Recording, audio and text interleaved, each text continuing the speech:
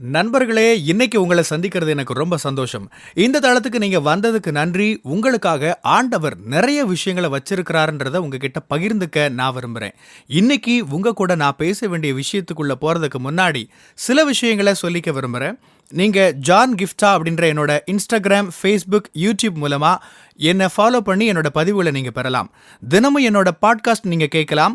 ஆண்டவரோட கிருபையில அதெல்லாம் நல்ல கிரியை செய்து வர்றத நான் பார்க்கிறேன். நீங்களும் அத தினமும் கேளுங்க. நிச்சயமா அது உங்களுக்கு ஒரு பெரிய ஆசீர்வாதமா இருக்கும்னு என்னால சொல்ல முடியும். ஜான் கிஃப்டா அப்படின்ற என்னோட யூடியூப் சேனலை தினமும் பார்க்க மறக்காதீங்க. Fuel for the soul with John கிஃப்டா அப்படின்ற இங்கிலீஷ் பாட்காஸ்டையும் நீங்க தினமும் கேட்கலாம்.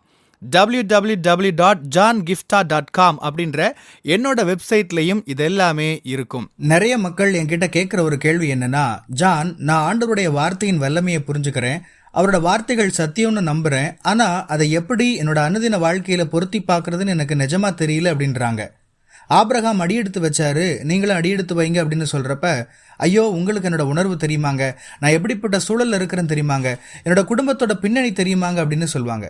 தாவீதை எடுத்துக்கோங்க, அவர் கோலியாத்தை எவ்வளவு துணிச்சலா எதிர்கொண்டு அவனை ஜெயிச்சாரு பாத்தீங்களா, அப்படி நீங்களும் இருக்கணும்னு சொன்னா, ஐயோ ஜான், நான் ஒரு கூச்ச சுபாவம் உடைய நபர், யாருக்கிட்டையும் சட்டுன்னு பேசவே மாட்டேன், துணிச்சலான நபர் இல்லை, நான் இதை செய்ய முடியும், எனக்கு அப்படிப்பட்ட திறமையெல்லாம் கிடையாது, இப்படி நிறைய காரணம் சொல்லுவாங்க.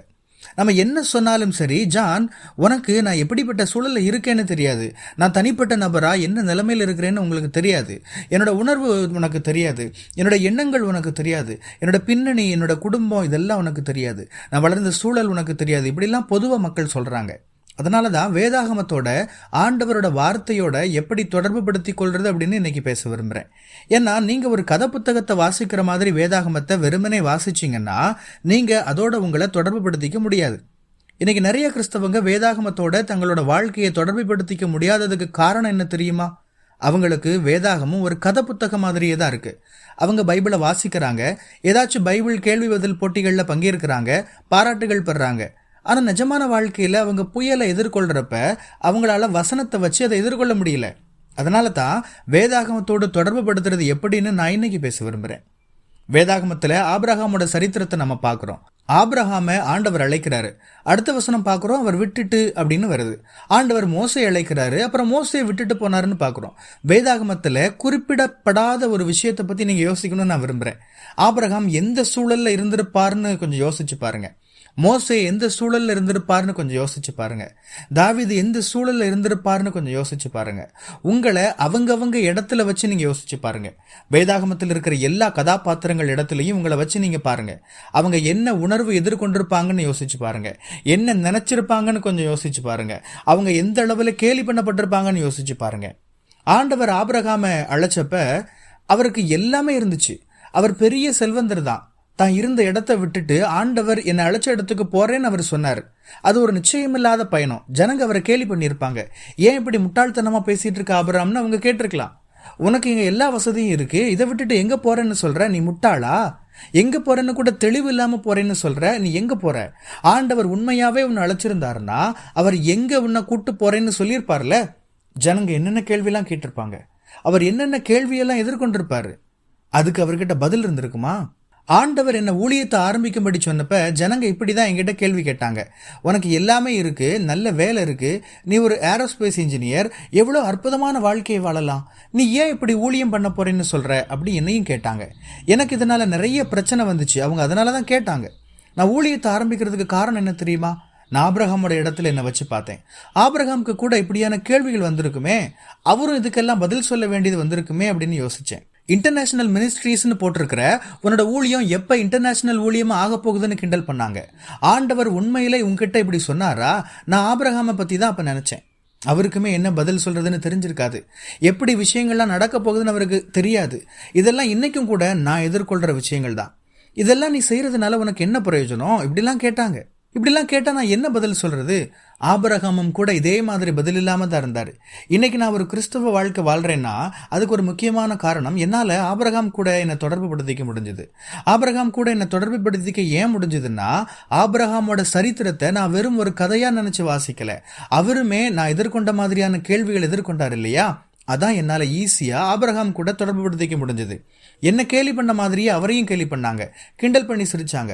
அவரோட குடும்பமே அவரை கைவிட்டிருக்கலாம். யோசிச்சு பாருங்க. எக்ஸடஸ் காட்ஸ் அண்ட் கிங்ஸ் அப்படின்ற படம் பற்றி யோசிச்சுட்டு இருந்தேன். சில வருஷங்களுக்கு முன்னாடி வெளியில் வந்த அந்த படம் மோசையை பற்றினது. நிறைய பேர் அதில் நிறைய பிரச்சனை எழுப்பினாங்க. ஏன்னா அது 100% பைபிள் கூட ஒத்து போகலை.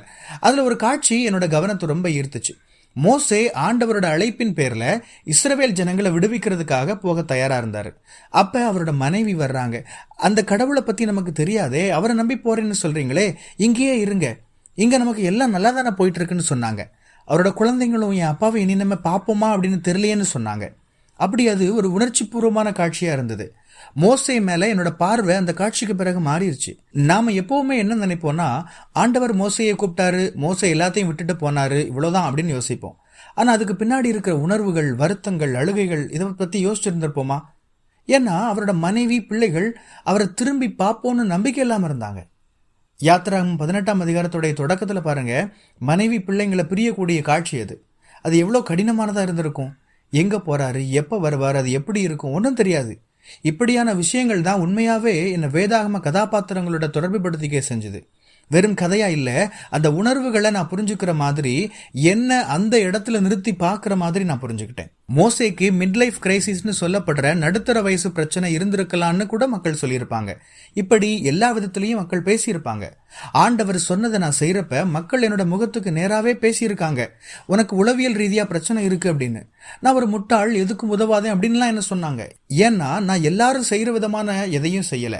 ஊழியத்துல கூட அப்படிதான். என்னோட இங்கிலீஷ் பாட்காஸ்ட் பதிவுகள் எல்லாம் நீங்க பாத்தீங்கன்னா உங்களுக்கு தெரிஞ்சிருக்கும். மற்ற எல்லா ஊழியர்களும் ஊழியங்களையும் செய்யற மாதிரி இல்லாம ஆண்டவர் என்ன நடத்துற மாதிரியே அது போயிட்டு இருக்கும். அதை நீங்க கவனிக்கலாம். நான் வேதாகம கதாபாத்திரங்களோட தொடர்பு படுத்திட்டு இன்னைக்கு ஒரு கிறிஸ்தவ வாழ்க்கை வாழ்றேன்னா அதுக்கு ஒரே காரணம், வேதத்தை நான் ஒரு கதை புத்தகமா நினைக்கல. ஒவ்வொரு சரித்திரத்திலையும் அதோட ஆழங்களுக்குள்ள போய் உணர்வுகளை, உணர்ச்சிகளை புரிஞ்சிக்க முயற்சி பண்ணுவேன். வேதத்துல குறிப்பிடப்படாத விஷயங்கள் கூட நமக்கு அந்த கதாபாத்திரங்கள் என்ன ஆழமான உணர்வுகளுக்குள்ள அந்த சமயத்துல போயிருப்பாங்கன்னு புரிஞ்சுக்க நமக்கு உதவியா இருக்கும். அந்த சூழல் எப்படி இருந்திருக்கும்னு புரிஞ்சுக்க நமக்கு உதவும். நான் ஏமாற்றங்களை, தோல்விகளை எதிர்கொள்ற நேரம் எல்லாம் யோசேப்போட சரித்திரத்தை நினைச்சு பார்ப்பேன். யோசேப்பு எப்படி உணர்ந்திருப்பாருன்னு யோசிப்பேன். ஒரு சில அதிகாரங்கள்ல இருக்கிற ஒரு கதையா நாம் அதை நினைக்கிறோம், ஆனா அது ஒரு பெரிய சரித்திரம். யோசேப்பு அந்த சமயத்துல எப்படி உணர்ந்திருப்பாருன்னு யோசிச்சு பாருங்க. தன்னோட சொந்த சகோதரர்கள் அவரை வெளியில அனுப்ப நினைக்கிறாங்கன்னு தெரிஞ்சது அவர் எவ்வளவு வேதனைப்பட்டிருப்பாரு. அந்த காட்சியை கொஞ்சம் கற்பனை பண்ணி பாருங்க. நீங்க மனக்கண்கள் அதை கொண்டு வந்து நிறுத்தி பாருங்க. கண்ணீர் தானா வழியும். அதை நீங்க வெறும் கதையாவே பார்க்க மாட்டீங்க. அதை அனுபவிச்சது, கடந்து வந்தது உங்களையும் என்னையும் மாதிரியான ஒரு நபர் அப்படின்னு நீங்க உணர்வீங்க.